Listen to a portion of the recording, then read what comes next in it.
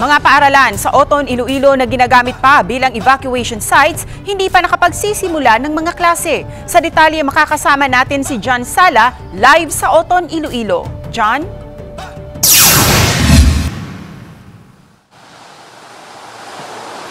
Cecil, dahil nga sa naranasang pagbaha nitong mga nakaraang araw, ilang mga paaralan dito sa bayan ng Oton, Iloilo ang hindi pa nakakapagsimula ng kanilang klase.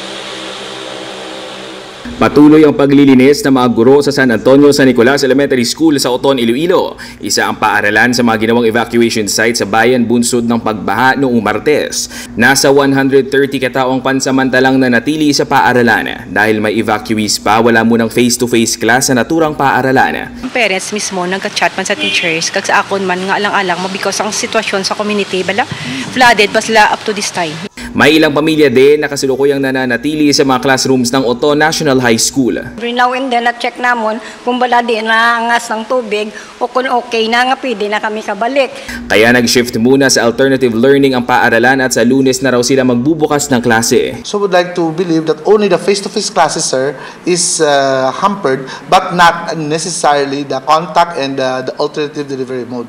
Nagsimula naman ang mga klase sa iba pang paaralan sa bayan na hindi naman ginawang evacuation centers o naapektuhan ng pagbaha. Isa naman ang Mayor Gerardo Guriseta Senior Memorial School sa bayan ng Pavia na ginawang evacuation center.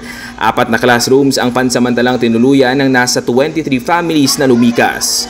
Matapos humupa ang baha at makauwi ang mga evacuees, nag-umpisa na rin ang mga klase sa paaralan kahapon, maging sa iba pang mga paaralan na ginawang evacuation sites. Ayon sa DepEd, maaari namang mag-shift sa modular learning ang mga paaralan lalo na ang mga binaha at kailangan ng sapat na oras upang makapaglinis.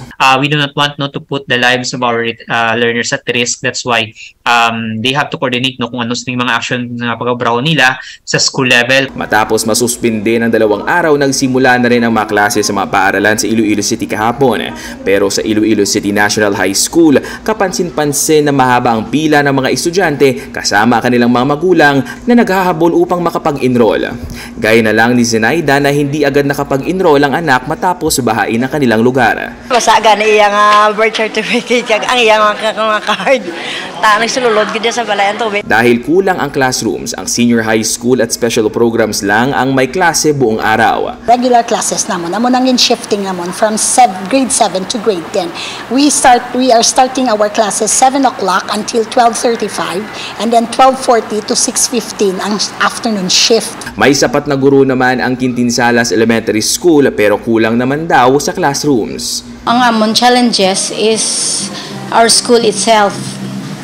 Kay gamay amon eskwelahan, so gutok ang mga kabataan.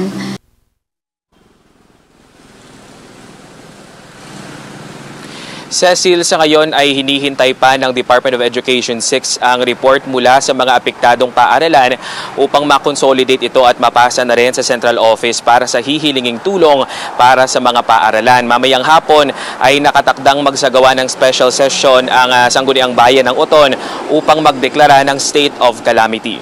Cecil? Maraming salamat, John Sala ng GMA Regional TV 1 Western Visayas.